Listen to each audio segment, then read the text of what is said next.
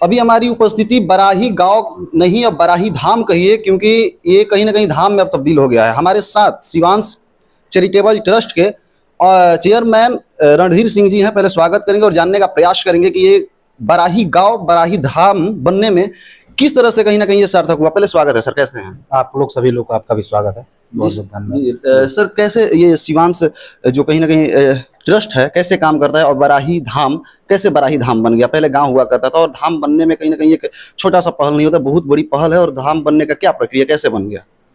आपको धाम बनने में, जब हम यहाँ पे आए हैं, आपको दिखाई पड़ रहा होगा मूर्ति, इतनी विशाल प्रतिमा है बजरंगबली का।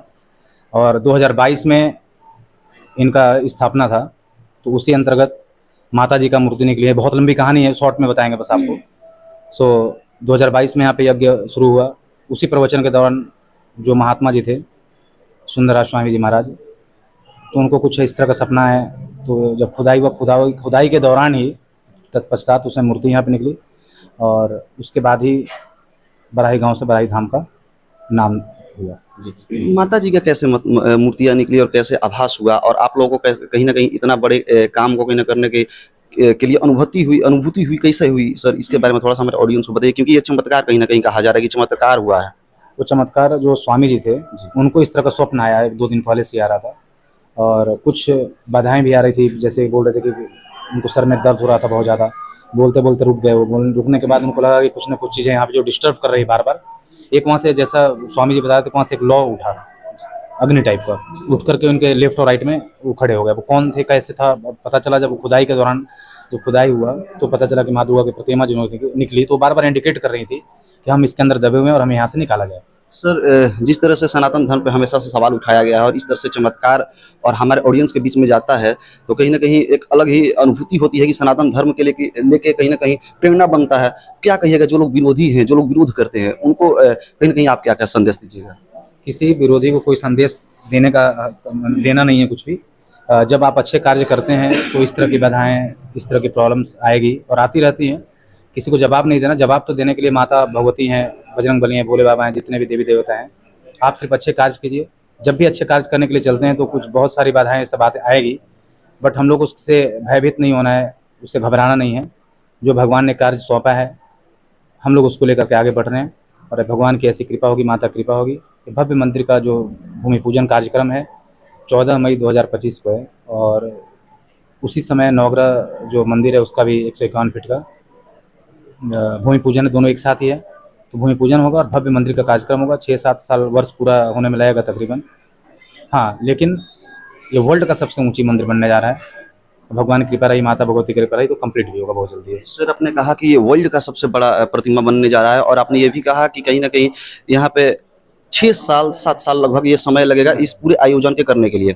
क्या तैयारियां है, किस तरह से मैनेजमेंट है? क्योंकि पूरा कार्यभार जो है सनातन धर्म का, और यहाँ पे इस धाम को कहीं ना कहीं आप अपने कंधों पे लेके चल रहे हैं, तो किस तरह से पूरी प्रक्रिया हो रही है, किस तरह से आपके देख रेख में? क्योंकि हमने ऑफ कैमरा देखा, पूरा मैनेजमेंट आप गहनता से समीक्षा कर रहे हैं, देख रहे हैं उसको, तो किस तरह से 6-7 साल की तैयारियां ये होने वाली है? नहीं, तकरीबन अभी तो देखिए मैप फाइनल नहीं हुआ है, क्योंकि मैप फाइनल होने के बाद भी अभी जो टेंटेटिव टाइम बता रहे हैं कि 5 से 6 साल लगेगा, हो सकता है 7 साल लग जाए, 8 साल भी लग जाए। और क्योंकि अभी गवर्नमेंट की बहुत सारी फॉर्मेलिटीज है, पेपर्स हैं, पूरा करने हैं अभी। चूँकि अभी परमिशन नहीं मिला है अभी, क्योंकि हाइट ज़्यादा होने के कारण स्टेट और सेंट्रल दोनों गवर्नमेंट का परमिशन लगता है, इसमें लेना पड़ेगा हम लोग को। सारी प्रक्रिया चल रही है, पेपर वर्क चल रहा है। इसके बाद मैप अप्रूव्ड होगा, मैप पास होगा।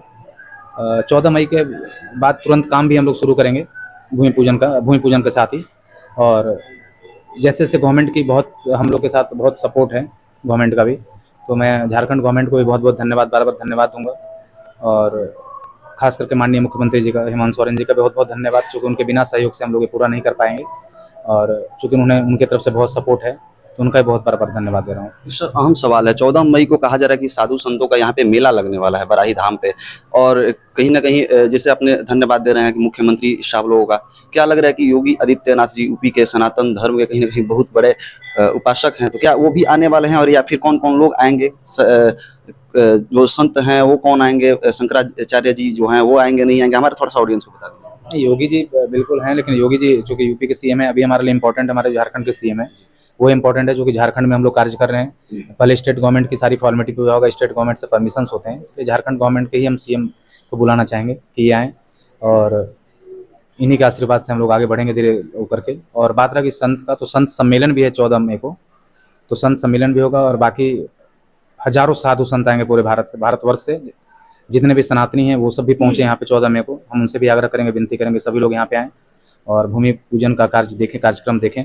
बहुत भव्य कार्यक्रम, भव्य अनुष्ठान होने जा रहा है, चूँकि भव्य मंदिर बन रहा है, विश्व का सबसे ऊँची मंदिर बन रहा है, तो साधु संत भी आएंगे। और बात रहा कि शंकराचार्य का, तो एक शंकराचार्य का हो गया है, तो आ रहे हैं, बट हम लोग चाह रहे हैं कि 2 या 3 शंकराचार्य पहुँचे।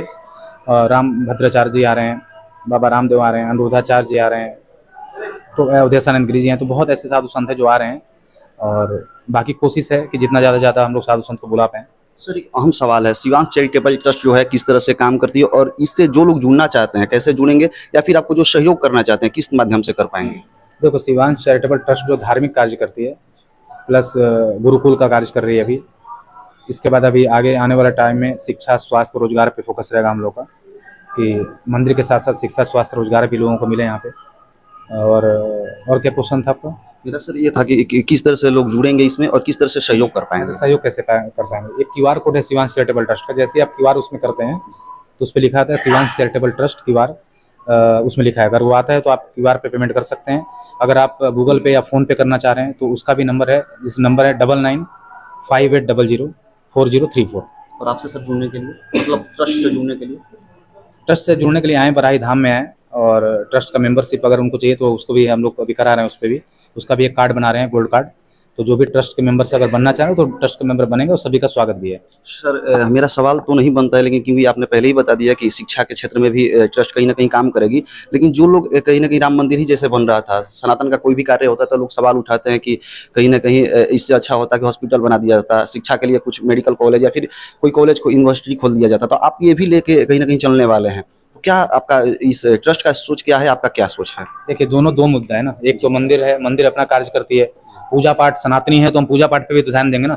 अब हम इसका मतलब ये थोड़ा ना कि हम अगर इसका मतलब तो माँ बाप को छोड़ दें और हम अपने आगे बढ़ते चलें, तो इससे हमारे लिए तो जो पूर्वजों ने सिखाया है, चूँकि हम लोग जिस धर्म से आते हैं, जिस धर्म से जुड़े हुए हैं, तो भगवान माता की कृपा से हम लोग जहाँ आज बोल भी पा रहे तो उन्हीं कृपा है।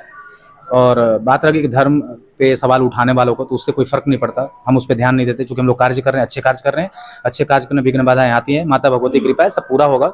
बिल्कुल, आपको स्क्रीन पे नंबर चलते हुए दिखाई दे रहा होगा, इससे आप डायरेक्ट जुड़िए, संपर्क कीजिए सर से। और बराही धाम से आप जुड़ना चाहते हैं, ट्रस्ट से जुड़ना चाहते हैं, तो इस नंबर पे कांटेक्ट करके और सहयोग करना चाहते हो, QR कोड आपके स्क्रीन पे दिख रहा होगा। बाकी मैं था आप सभी का भाई संगम सिंह और आप देख रहे थे बिहार नेशन। धन्यवाद।